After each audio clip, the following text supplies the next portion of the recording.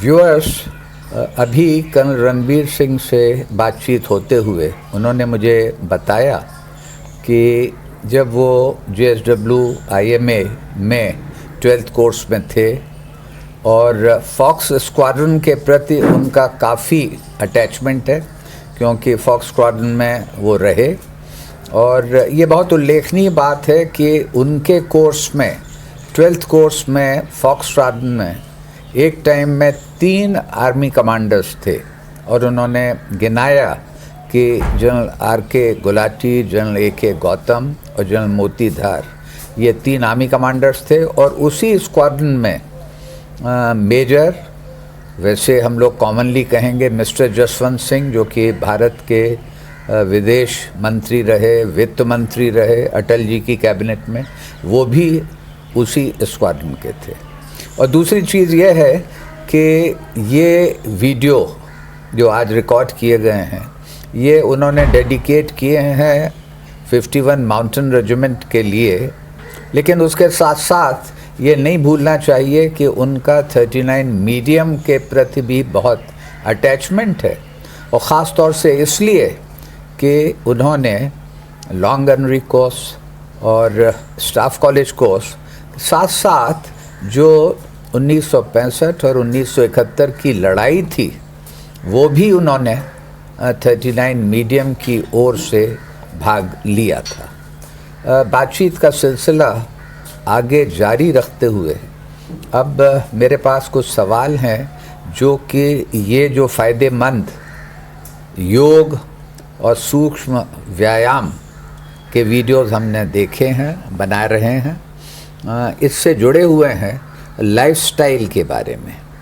तो इसमें सबसे पहली चीज़ आती है लाइफस्टाइल में, आपसे मैं जानना चाहूँगा दर्शकों के लिए कि खाने पीने, डाइट के बारे में आप क्या सलाह देना चाहेंगे? तो जहाँ तक खाने का सवाल है, एक वेजिटेरियन डाइट बहुत अच्छी है। मैं भी पहले नॉन वेज खाता था और तली हुई चीज़ें खाता था। उन्हीं के कारण से ही शायद मुझे जो मेरी पुरानी बीमारियां थी वो थी, और वो भी, और जब वो बीमारियां या जो भी वो खाना उस प्रकार का छूट गया, हम वेजिटेरियन बन गए, तली हुई चीज़ें और खानी बंद कर दी, तो हमारी साथ साथ बगैर सर्जरी के दोनों की दोनों बीमारियां भी ठीक हो गई। और भगवान की कृपा से ये जो 26 साल से मैं योगा कर रहा हूँ, मेरा अगर मेडिकल बिल कॉस्ट किया जाए तो वो नेग्लिजिबल है। ओके, कोई नई बीमारी नहीं हुई है। तारीफ की बात है। हाँ, और जो ये बीमारी है भी मेरे पास, मेरे अभी, वो पहले लाइफस्टाइल की वजह से। ये आपने स्पष्ट किया।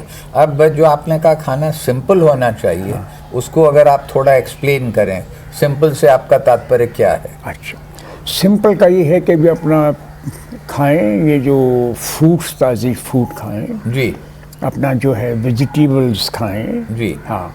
और ये तरह तरह के जो चीज़ें बाहर से लेते हैं वो हम बिल्कुल नहीं खाते। प्रोसेस फूड नहीं खाना चाहिए। तो घर के अंदर जो भी चीज़ बनती है, home cooked food, home cooked food, वो खाते हैं।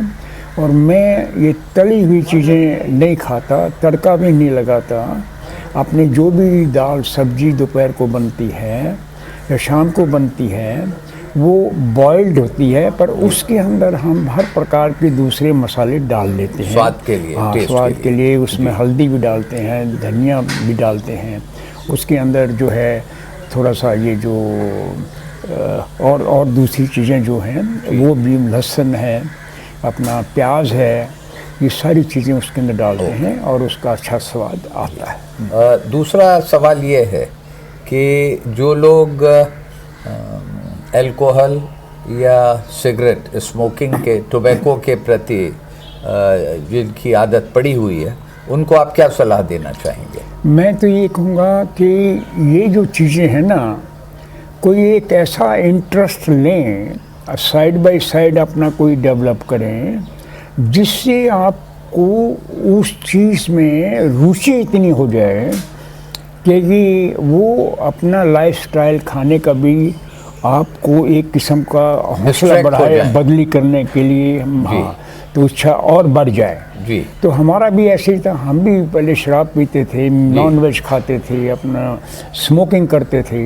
वो सब आपने मैंने त्याग दिया। हाँ, योगा शुरू करी जी। तो उससे जो ठीक होने लगा तो अपने आप में वो दृढ़ता बन गई। तो छोड़ने के लिए हमारे से शराब भी छूट जी। गई, हमारे से नॉनवेज भी छूट गया, स्मोकिंग भी छूट गई।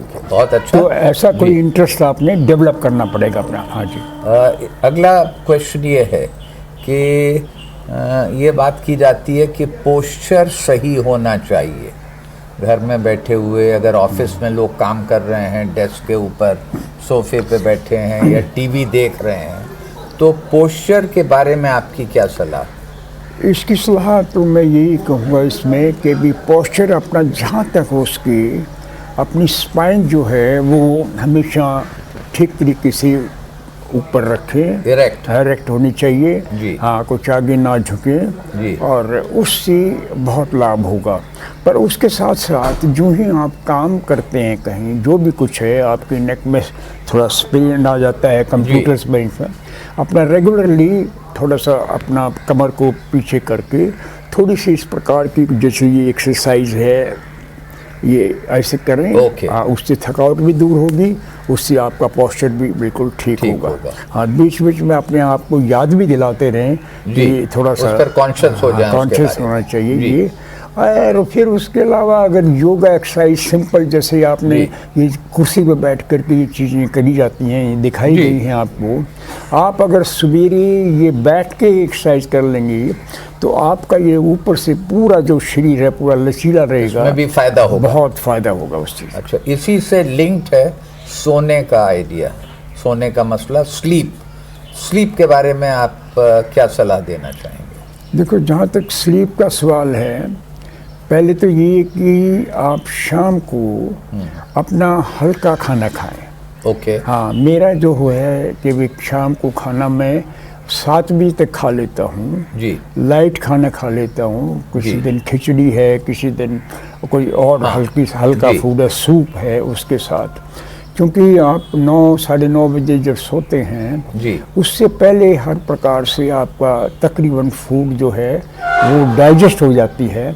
आपकी किडनी है, दूसरे जो अंदरूनी जो हैं ये सारे जहाँ, वो रात को थोड़ा बहुत रेस्ट करते हैं, तो उनको रेस्ट करने का भी टाइम मिल जाएगा, उनसे और बीमारियों के कीटाणुओं से लड़ने का भी टाइम मिल जाएगा। आपको कम से कम डिस्टर्ब करेंगे रात को और अच्छी गहरी आपको नींद आएगी। मूविंग ऑन, अगला सवाल ये है कि आज के मटेरियलिस्टिक जीवन में लोगों की एक तरह से दौड़ हो रही है, उसको रैट रेस कहा जाए, ज़्यादा पोजीशन के लिए, ज़्यादा पैसा कमाने के लिए, अगर सर्विस कर रहे हैं तो प्रमोशन के लिए, और इन सब चीज़ों से जुड़ा हुआ है प्रेशर और टेंशन। इसके बारे में आपका क्या सोचना है? बस इसमें तो ये है कि भी अपना एक तो